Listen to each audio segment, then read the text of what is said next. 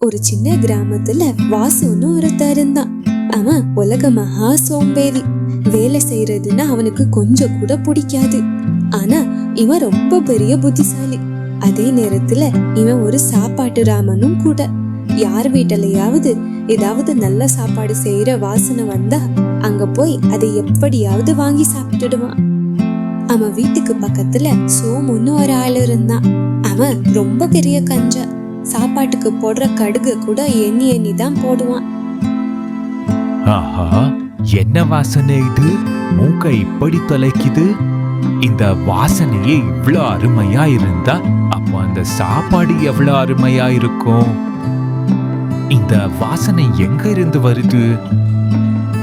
உடனே வாசு அந்த வாசனை வர திசை பக்கம் மெதுவா நடந்து போறான். கொஞ்சம் பக்கத்துல போன உடனே அந்த வாசனை சோமு வீட்டுல இருந்துதான் வருதுன்னு தெரிஞ்சிடுச்சு. அட பாவமே, இந்த கஞ்ச சோமு வீட்டுல இருந்துதான் இந்த அளவுக்கு வாசனை வருது. கண்டிப்பா ஏதோ பெருசா சமைக்கிறான் போல இருக்கே.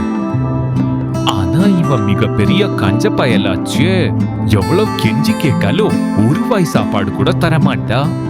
என்ன பண்றது? எப்படியாவது அதை சாப்பிடணுமே.